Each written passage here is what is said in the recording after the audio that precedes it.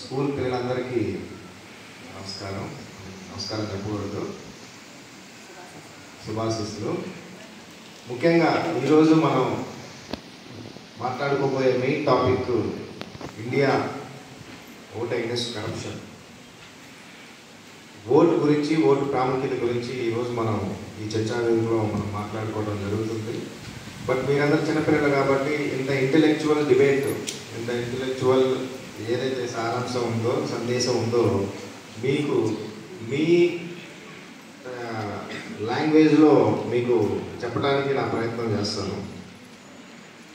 ఒక ఓడ ఉంది, ఓడలో మీరందరూ, ఓడలో ఉండే సమూహం అనుకోండి, క్రూ అనుకోండి. మీరు ఒక ప్రయాణం చేయాలి, ఒక సముద్రంలో ఒక 40 రోజులు సముద్రంలో ప్రయాణం చేయాలి. మీలో ఎవరైతే ఓడని నడిపే సామర్థ్యం కల ఉన్న వ్యక్తిని ఎన్నుకుంటారా? ఎటువంటి ఓడ నడిపే సామర్థ్యం లేదు, అతనికి ఏమి తెలియదు సముద్ర ప్రయాణం గురించి అన్న వ్యక్తిని మీరు ఎన్నుకుంటారా? మీరు చేసే ప్రయాణం సాఫీగా, సేఫ్గా మీరు డెస్టినేషన్కి వెళ్ళాలంటే, అంటే మీ యొక్క గమ్యాన్ని చేరుకోవాలంటే మీరు ఎన్నుకునే వ్యక్తి ఏ వ్యక్తిని ఎన్నుకుంటారు?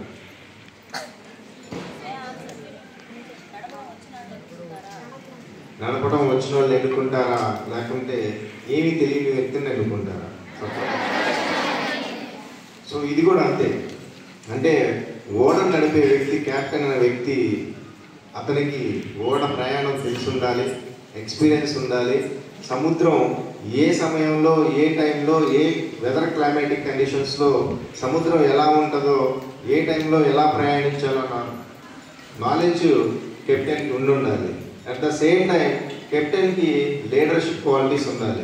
అంటే ఏదైనా ప్రమాదం ఏర్పడినప్పుడు వాళ్ళ యొక్క క్రూ యొక్క సేఫ్టీ అతను ఫస్ట్ ప్రయారిటీ ఇవ్వాలి. సో ఇలాంటి క్వాలిటీస్, లీడర్షిప్ క్వాలిటీస్ ఉన్న వ్యక్తి, అలాంగ్ విత్ నాలెడ్జ్ అనమాట. అంటే అతనికి ఉన్న ఎక్స్పీరియన్స్, నాలెడ్జ్, లీడర్షిప్ ఉన్న క్వాలిటీస్ ఉన్న వ్యక్తి ఓడ యొక్క కెప్టెన్గా ఎన్నుకోబడతాడు, అర్హత కలిగి ఉంటాడు. సో మీరు రేపు 18 years వచ్చిన తర్వాత మీరు ఈ గవర్నమెంట్ ఎన్నుకునే పొజిషన్లో మీరు ఉంటారు. అంటే మీకు ఇంకా క్లియర్గా చెప్పాలంటే, బేసిక్గా మన యొక్క సిస్టంలో, సొసైటీలో అన్ని ఫెసిలిటీస్ ఉంటాయి, కామన్ ఫెసిలిటీస్ అంటారు. అంటే మీ డ్రైనేజ్ కానీ, మీ స్కూల్స్ కానీ, ఎడ్యుకేషన్ కానీ, లేకపోతే మీకు ప్రొవైడ్ చేసే ఎమ్యూనిటీస్ కానీ, కరెంట్ కానీ, ఇవన్నీ ఇండివిజువల్గా మనం సమకూర్చుకోలేము, ఒక వ్యక్తి సమకూర్చుకోలేడు. సో ఈ సమూహం ఏం చేస్తుందంటే ఇవన్నీ చూడటానికి ఒక ప్రతినిధిని ఎన్నుకుంటుంది. అంటే మాకు ఈ ఫెసిలిటీస్, మాకు కావాల్సిన రోడ్లు కానీ, డ్రైనేజ్ కానీ, మాకు కావాల్సిన ఫెసిలిటీస్ కానీ మేము ఓన్గా సమకూర్చుకోలేము, అందుకని మా తరఫున ఒక ప్రతినిధిని మేము పంపిస్తున్నాం.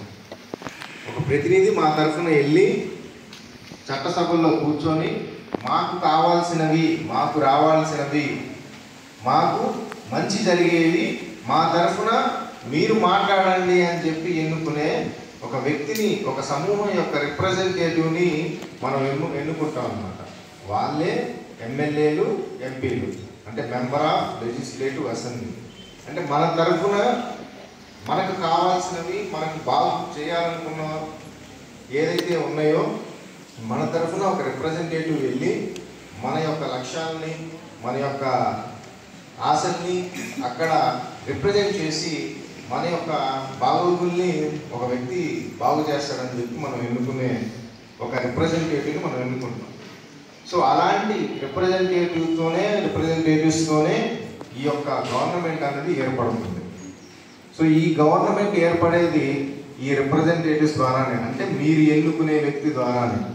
మీరు ఎప్పుడైతే ఎన్నుకునే వ్యక్తి, ఇందాక చెప్పారు కదా, ఓడలో క్యాప్టెన్గా మేము ప్రయాణం చేయాలి అంటే ఒక నాలెడ్జబుల్ పర్సన్, ఒక ఎక్స్పీరియన్స్డ్ పర్సన్, ఒక లీడర్షిప్ క్వాలిటీస్ ఉన్న పర్సన్, ఒక వ్యక్తి అతనికంటే ముందు, అతని స్వార్థం కంటే ముందు వ్యవస్థ యొక్క బాగోగులు, లేకపోతే వ్యవస్థలో ఉన్న సమూహం యొక్క బాగోగుల గురించి ఆలోచించే వ్యక్తినే మనం ఎప్పుడైనా ఎన్నుకునే రైటు మనకి రాజ్యాంగం ఈ ఓటు ద్వారా మనకు కనిపించింది.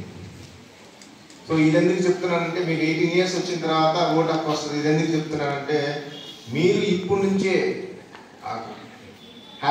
కల్టివేట్ చేసుకుంటే ఓటు యొక్క ప్రాముఖ్యత ప్లస్ ఓటు యొక్క విలువ మీరు స్కూల్ లెవెల్లో నుంచే తెలుసుకుంటే మీరు రేపు నెక్స్ట్ ఓటేసే ముందు మీరు యూజ్ చేసే ఓటు చాలా విలువైనది. అది మీ తలరాతనే కాదు, కొన్ని వందల జనరేషన్స్ యొక్క తలరాతను మార్చగల శక్తి ఒక ఓటుకు ఉంటుంది. ఎంత శక్తి ఉంటుందంటే మీకు ఒక ఎగ్జాంపుల్ చెప్తాను. చరిత్రలో మీరు ఆల్రెడీ చరిత్ర చదువుకునే ఉంటారు, బట్ ఇండెప్త్ హిస్టరీ మీకు 10th వరకు ఉంటుందో లేదు తెలియదు. రెండో ప్రపంచ యుద్ధంలో హిస్టరీలో హిట్లర్ గురించి అందరూ వినే ఉంటారు. హిట్లర్ అన్న వ్యక్తి హిస్టరీలో అందరూ వినే ఉంటారు. సెకండ్ వరల్డ్ వార్ వచ్చింది కదా, సెకండ్ వరల్డ్ వార్కి main reason the arbitrary policies. అతని యొక్క యుద్ధకాంక్ష, ఒక వ్యక్తి యొక్క యుద్ధకాంక్ష, ఒక వ్యక్తి యొక్క విధి విధానాలే ఆ దేశం యొక్క గతిని మార్చాయి. సో హిట్లర్ గురించి మీకు అందరికీ తెలిసే ఉంటుంది. యాక్చువల్గా అతను పొలిటీషియన్, ఒక పార్టీకి లీడర్. పార్టీ పేరు చెప్తే నాజీ పార్టీ అంటారు, బట్ జర్మనీలో నాజీ పార్టీ అంటే నేషనలిస్ట్ సోషలిస్ట్ వర్కర్స్ పార్టీ. అంటే సోషలిస్ట్ వర్కర్స్ పార్టీ అంటే దాని ఇన్నర్ మీనింగ్ చాలా ఇండెప్త్ ఉంటుంది. అలాంటి పార్టీకి అతను హెడ్ అన్నమాట. సింగిల్ ఓటుతో అతను జర్మన్ పార్లమెంట్లో సింగిల్ ఓటుతో అతను గెలిచాడు. డ్యూ టు ఆ రోజున్న ఆ జర్మన్ పార్లమెంట్లో ఉన్న కమ్యూనిస్ట్ పార్టీ ఆ గవర్నమెంట్ పవర్లో ఉన్న డెమోక్రటిక్ గవర్నమెంట్కి ఎగనిస్ట్గా ఉండటం వల్ల ఒక సింగిల్ ఓటుతో ఆ జర్మన్ పార్లమెంట్లో ఛాన్సలర్ అయ్యాడు. సో అయిన వెంటనే ఆ పార్లమెంట్కి నిప్పు పెట్టాడు. నిప్పు పెట్టి ఆ కమ్యూనిస్టులు ఎవరైతే ఉన్నారో, డెమోక్రటిక్ ఎవరైతే అపోనెంట్స్ ఉన్నారో మొత్తాన్ని బైపోట్ చేశారు. ఆ ప్రెసిడెంట్ని చెప్పేశారు. అతను డిక్లేర్ చేసుకున్నాడు, నేనే సుప్రీం లీడర్ అని డిక్లేర్ చేసుకున్నాడు. సో అతను నెగ్గిన ఒక్క ఓటు, అతనికి వచ్చిన పార్లమెంట్లో ఒక్క ఓటు కొన్ని కోట్ల విలువైన ప్రాణాలకి రేపు యుద్ధంలో త్యాగం చేయాల్సి వచ్చింది. అంటే the fate of 2 crores lives